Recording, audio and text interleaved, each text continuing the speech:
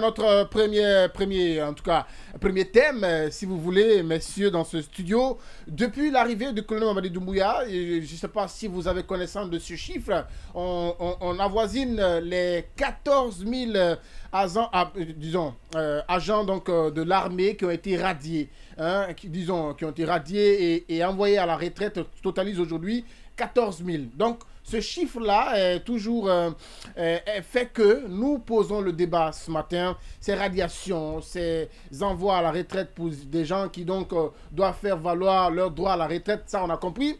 Mais ces radiations, surtout ces derniers temps, le colonel en a fait un de ses chevals de bataille. L'évasion de la maison centrale a fait que beaucoup de gardes pénitentiaires, mais aussi d'agents de sécurité ont été radiés des forces armées, y compris Pivi, dont vous faites allusion tout à l'heure, Pivi, Teboro, entre autres. Et si Dadis n'avait pas, en tout cas, lui, démissionné un peu plus tôt, il serait donc parmi les personnes radiées des forces armées guinéennes. Cette radiation, cette autre politique de colonel Mamadi Doumbouya, est-elle dangereuse pour le colonel? C'est la question qu'on se pose. Le colonel est-il sur une pente glissante avec ses radiations à foison? Ibrahim Aminata Diallo. Bon, écoutez, vous savez, en matière du pouvoir, il y a plusieurs stratégies pour se protéger.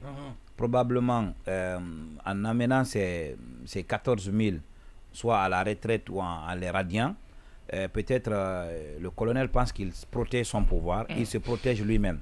Mais cela pourrait plutôt accélérer et accentuer même, n'est-ce pas, cette menace. Parce que si vous avez plusieurs frustrés à votre alentour, vous aurez du mal à gérer votre pouvoir. Parce qu'à un moment donné, si ces frustrés-là ont des amis à votre entourage, vous risquez, n'est-ce pas, de vous retrouver seul après. Et si cela arrive, je pense que ça pourrait être ce que nous avons assisté ici le 5 septembre. On ne le souhaite pas, mais il faudrait qu'ils fassent beaucoup attention. Les frustrations accumulées par les anciens de l'armée ou bien ceux qui n'ont pas même l'âge d'aller à la retraite, des fois, sont amenés à la retraite anticipée. Ce sont des frustrations. Sans mesure d'accompagnement. Ouais. Donc ça, je pense que le plus grand projet que l'humanité a, c'est l'être humain.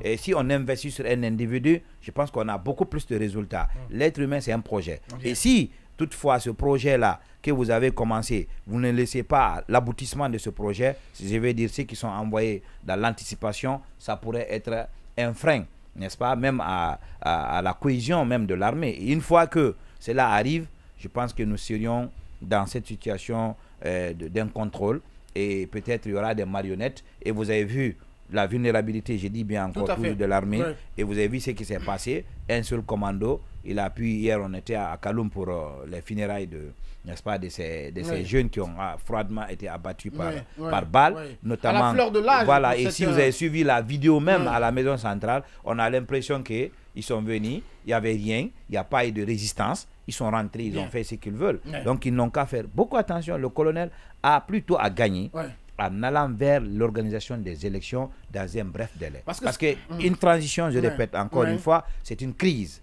Et cette crise, si on crée d'autres crises dans une crise, ça devient un problème. Et que ces crises s'accumulent, ça va exploser. On se souvient du coup raté de Diarra lors du règne de Lansana Conté. Gbagbo Zoumanigui, j'ai envie de dire, Gbagbo Zoumanigui, le coup de Gbagbo Zoumanigui, il n'a pas été radié des forces armées par le général Feu Lansana Conté.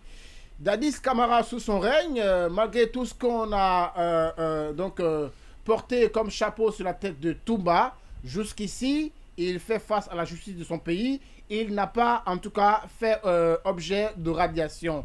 C'est seulement à l'arrivée de colonel Mamadi Doumbouya que quand même que les nouvelles générations s'en rendent compte que la radiation prend une certaine proportion et pour eux, en s'inspirant du passé des régimes précédents, le colonel devrait peut-être prendre des sanctions disciplinaires envers ceux qui sont dans l'armée, mais que d'aller directement à cette radiation que certains ont qualifiée de radicale. Diakité, la question que je pose, c'est est-ce une bombe à retardement?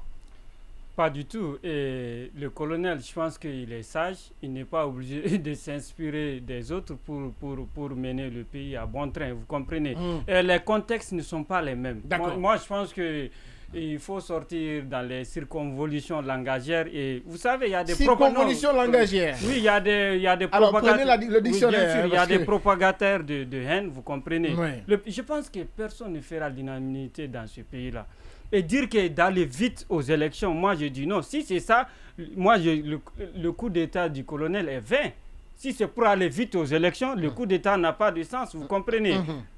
Moi je vais dire par là, vous comprenez, l'armée c'est la grande miette. Et pour comprendre cette grande miette, il faut l'infiltrer pour mieux cerner certains problèmes, vous comprenez. Moi je pense qu'il y a des infractions civiles, il y a des infractions d'ordre militaire. Vous comprenez? Les militaires ont un statut particulier. Les infractions civiles, je n'en ferai pas cas. Les infractions d'ordre militaire, il y a les infractions dont l'auteur se soustrait de ses obligations militaires.